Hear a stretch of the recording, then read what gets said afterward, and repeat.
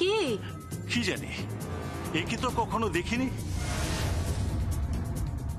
এ আসলে আমাদের বাড়ির বিশেষ পরিচিত আর কি।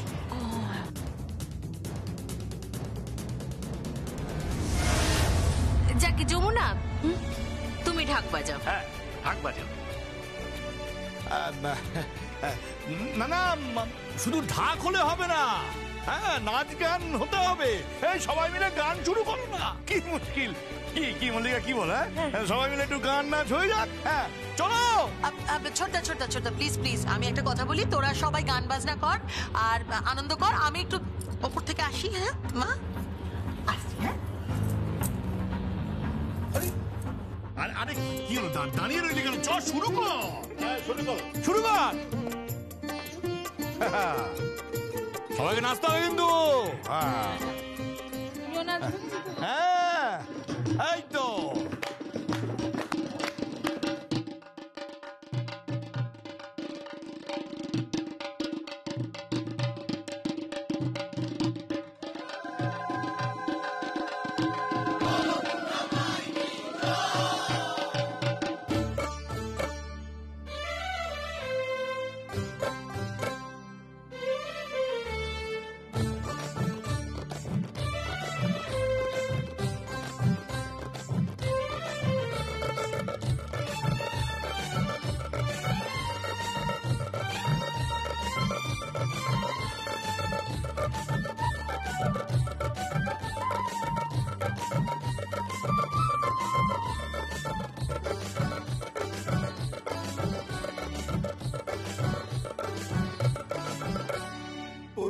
ওই ঢাকে কাঠি ঢ্যামকুড়া কুড়কুড়, আকাশে বাতাসে মায়ের আগমনী সুর। ওরে ওই ঢাকে কাঠি ঢ্যামকুড়া কুড়কুড়, আকাশে বাতাসে মায়ের আগমনী সুর। এলো ঘরে এলো দুর্গা মা, মনে খুশি আসে খুশি মা। এলো ঘরে এলো দুর্গা মা, মনে খুশি আসে খুশি মা।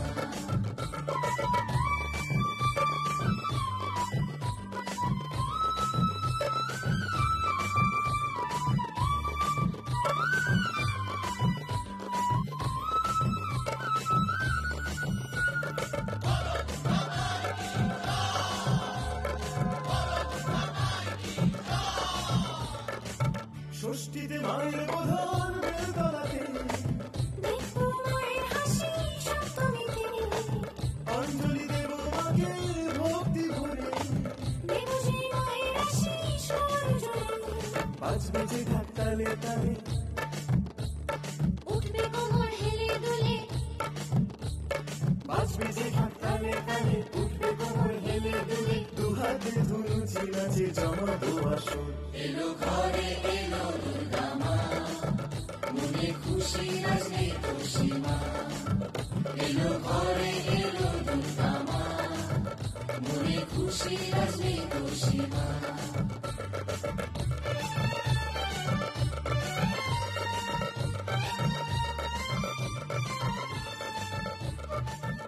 এই, কোথায় যাচ্ছিস? একটু উপরে যাব। কেন? মনে হচ্ছে কিছু একটা ঘটবে আজকে।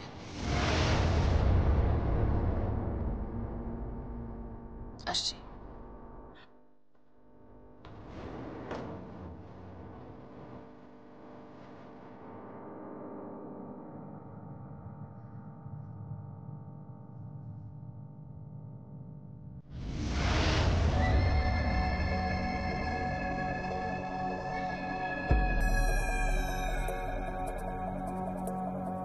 শুভ মহাসপ্তমী।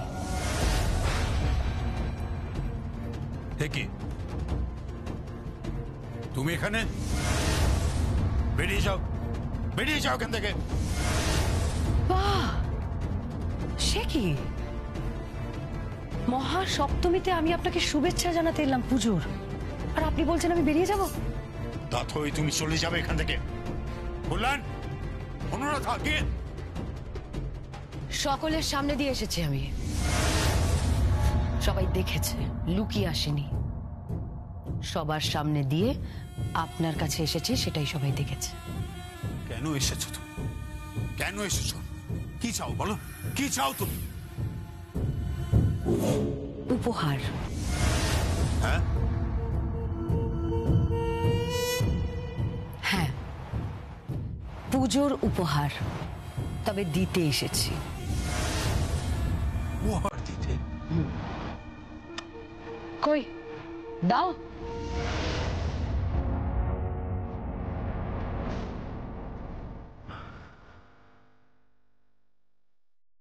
এই নিন, নিন কি এটা? আপনার জন্য ধুতি আর পাঞ্জাবি। আর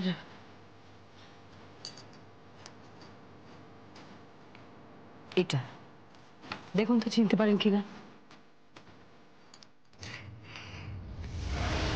কি আছে এটাতে? খুলেই দেখুন না। বলো কি আছে এটাতে?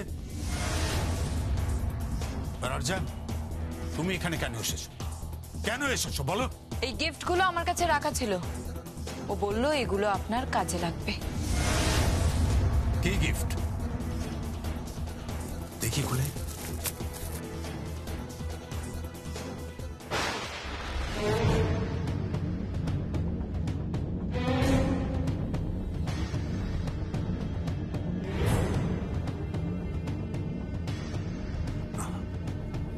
না, কিছুতেই না।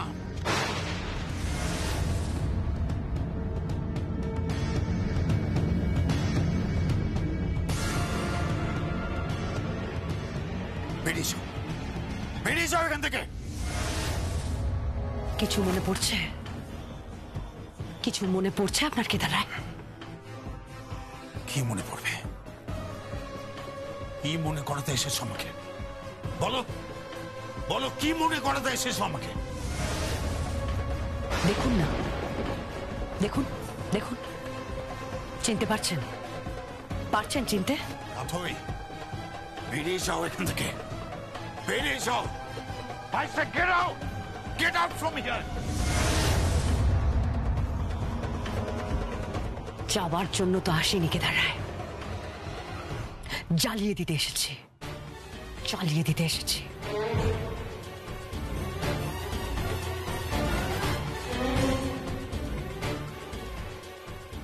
কিন্তু কিছু জ্বালাতে গেলে তো আগুন লাগবে তাথই।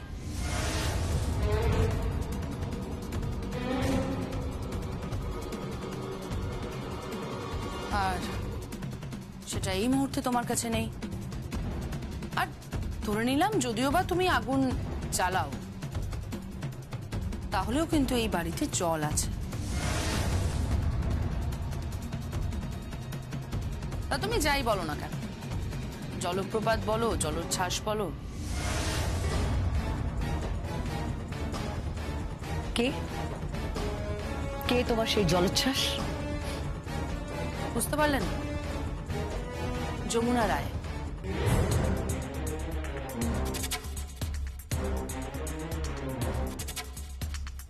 সে তো ঢাকি হয়েছে, তাকে নিয়ে তো আজকাল অনেক লেখালেখি হচ্ছে।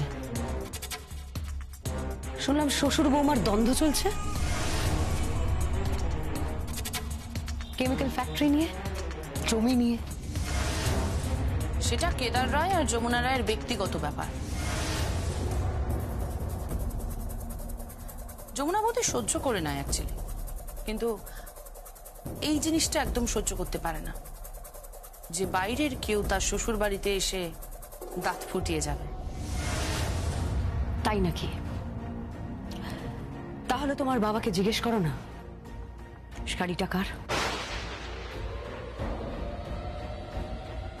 কেন এই শাড়িটা দেখে উনি ওভাবে রিয়াক্ট করলেন, কেন আমার মুখের উপর ছুড়ে মারলেন? করো, জিজ্ঞেস করো নিজের বাবাকে কেন করলেন উনি এইভাবে রিয়াক্ট, কেন করলেন কেদারায়? জিজ্ঞেস করো। কি হলো আঙ্কেল, আপনি দাঁড়িয়েছেন কেন? উত্তর দিন, শাড়িটা কার? কি হলো উত্তর দিন। উনি কোনো উত্তর দিতে পারবেন না আর্চা।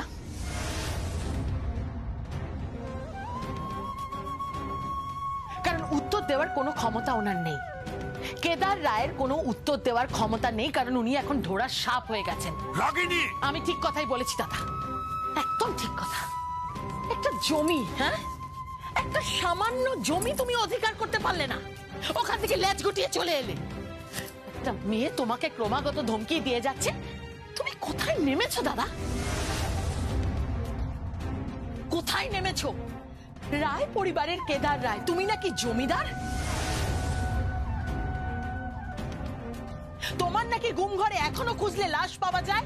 তোমাদের নাকি জমির পর জমি ছিল, তোমাদের নাকি নাচ ঘর ছিল, তোমাদের নাকি প্রজার পর প্রজা ছিল, তোমরা নাকি খাজনা নিতে, আর যদি খাজনা দিতে কেউ না পারতো তাকে নাকি চাপকে সিধে করে দিতে, আর তোমাদের দিকে আঙ্গুল তুললে, তোমাদের দিকে চোখ তুললে নাকি তার জায়গা হতো গুম ঘরে। কোথায় সেই জমিদারি রক্ত? আজকে আমি জানতে চাই, কোথায় সেই জমিদারি রক্ত?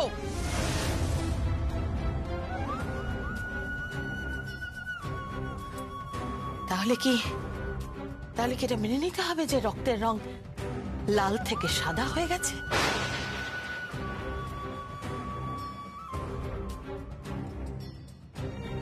এই রায় পরিবারের রক্ত সাদা হয়ে গেছে বোঝা যায় আপনাকে দেখে।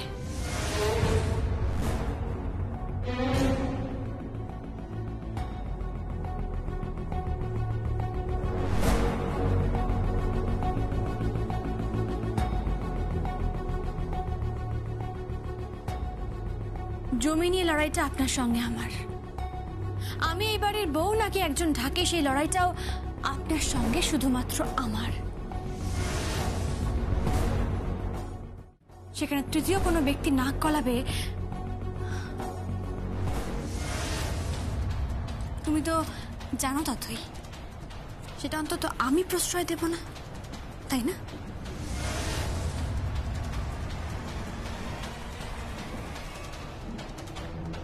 আরে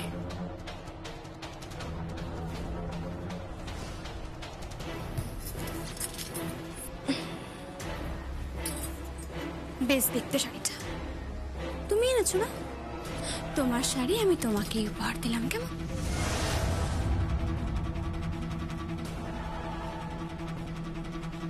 আর হ্যাঁ, আজকে দুপুরে সপ্তমীর ভোগ রান্না হচ্ছে, খেয়ে দিয়েছো। আর এই যে জমিদার কেদার রায়, পুজো তো শুরু হয়ে গেছে, আপনি এখানে মুখ লুকিয়ে বসে আছেন কেন? চলুন আমার সঙ্গে। হ্যাঁ, আমার সঙ্গে চলুন। আর তাছাড়া এখানে তো বড় পিসি, তাথই, আর্চা সবাই তো আছেই, আপনাকে শাসন করে যাচ্ছে, আর আপনি কেদার রায় মাথা নিচু করে তার জবাব দিয়ে করছেন। সেটা কি হতে পারে? সেটা কি মানায় আপনাকে?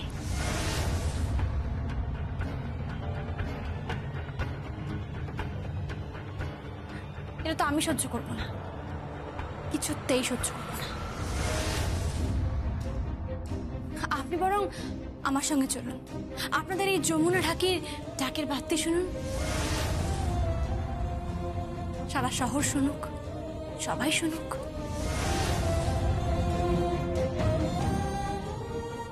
উনি যাবেন না, উনি আগে আমার প্রশ্নের উত্তরটা দিয়ে যাবেন। উনি বাধ্য নন। তোমার প্রশ্নের উত্তর দিতে উনি বাধ্য নন। তুমি চলে যাও। কিন্তু আমি তো ওনাকে যেতে দেব না। আর আমি ওনাকে নিয়ে যাবই।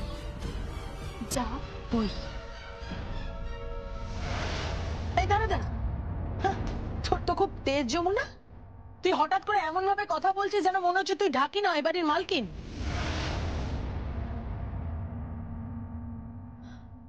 আমি বাড়ির মালকিন হই কিংবা এ বাড়ির ঢাকি হই, সেটা আমার স্বামী বুঝবেন, আমার শ্বশুরমশাই বুঝবেন। এই বাড়ির কোনো আশ্রিতা সেটা নিয়ে মাথা ঘামানোর কোনো প্রয়োজন নেই, একদম প্রয়োজন নেই।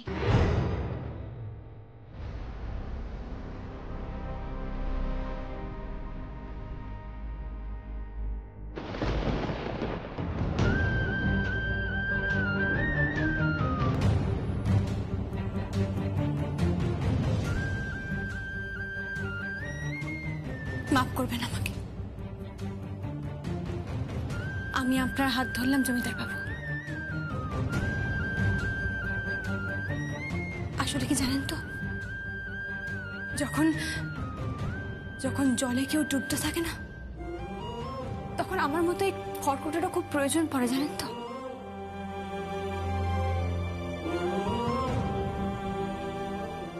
খুব প্রয়োজন পড়ে। আসুন।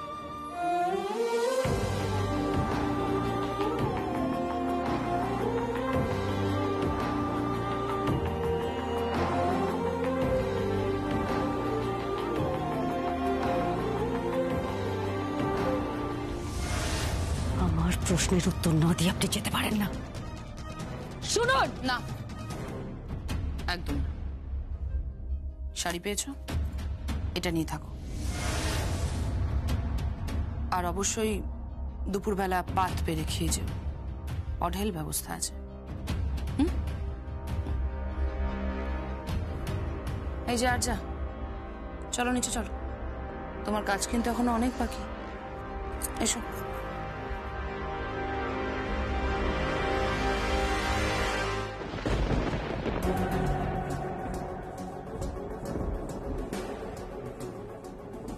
যমুনা যা চাইছে তা হতে পারে না,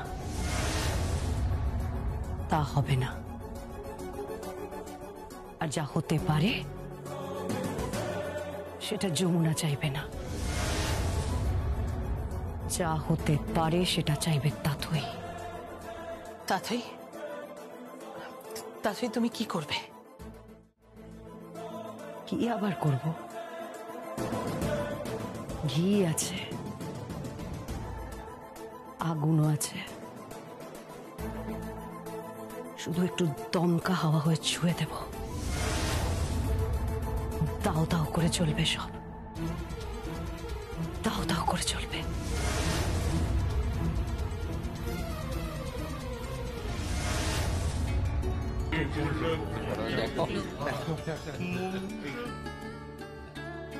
বাহ বাবা, কি সুন্দর দৃশ্য। কন্যা সমা পুত্রবধূ শ্বশুরের হাত ধরে নিয়ে আসছে।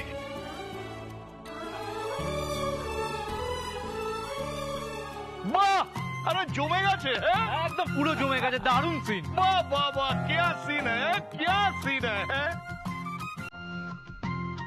আমাদের যমুনা হচ্ছে আমাদের দাদার অন্ধের জ্যোষ্ঠী। আরে শুধু দাদার কেন, বৌদি বৌদি আমাদের বাড়ির সবার। হ্যাঁ, জেঠু কিন্তু যমুনা বৌদিকে খুব ভালোবাসে। আর ভালোবাসবে না কেন? এরকম বউ পাওয়া যায় নাকি?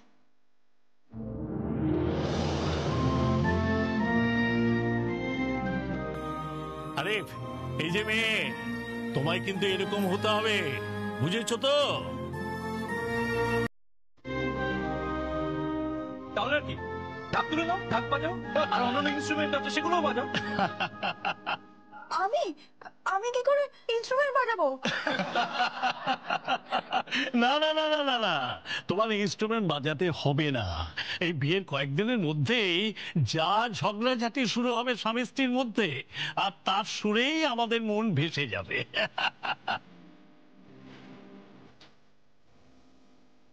হ্যাঁ, কেমন আছেন?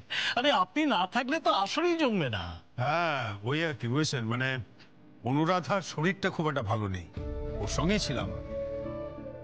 কেন, কি হয়েছে ম্যাডামের? না না, বিশেষ কিছু নয়, ওই একটু সামান্য জ্বর, মানে ভাইরাল ফিভার বলতে পারেন। ও ঠিক আছে, বসুন বসুন। এবার আরতি হবে তো? হ্যাঁ, শুরু করে দিন, দেরি করবেন না। আমি বাজাই তালি। তুমি একা বাজাবে কেন? আমিও বাজাচ্ছি। না যমুনা, তুই এখন কেন ঢাক বাজাবি? কেন? আমার বাবা বাজাতে পারে, আমি কেন পারি না?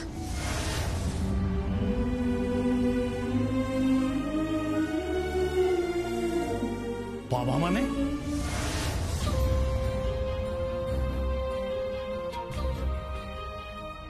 বাবা মানে উনি আমার বাবা।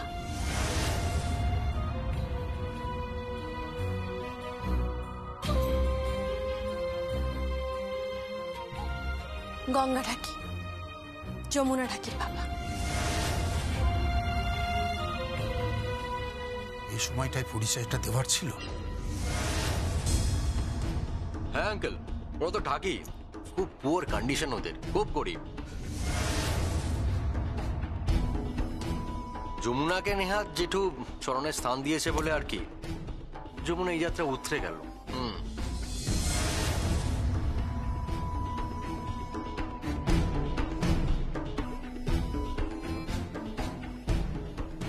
দেখুন, ও ঢাকি বলে শ্রীয়ের বিয়েতে যেন কোনো প্রভাব না পড়ে।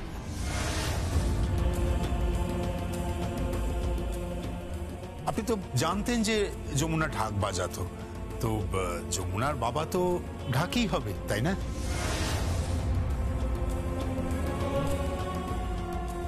দেখুন, উনি কিন্তু খুব ভালো মানুষ, হ্যাঁ। আর শ্রীয়ের বিয়েটা ফিক্স হয়ে গেছে, এটা সবাই জানে। এখন যদি আপনি ওনাকে দেখে কোনো ডিসিশন নিয়ে নেন তাহলে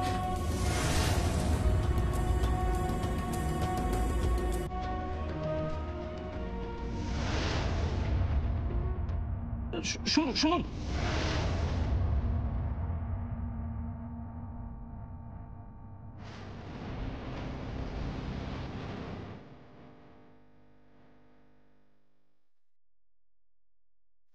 বাবু, বাবু, আমি যে ঢাকি পরিচয় আমি কাউরে দেবো না।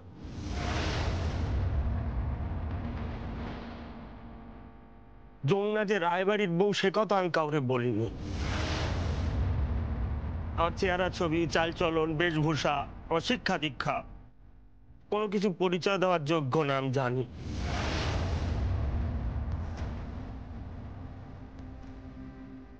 দয়া করে আমার জন্য বেটা ভেঙে দেবেন না।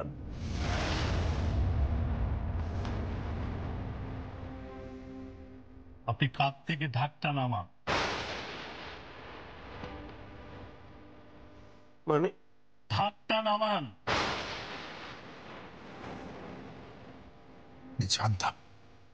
আমি জানতাম যে একদিন এই গঙ্গা যমুনার জন্যই আমাদের মান সম্মানটা যাবে।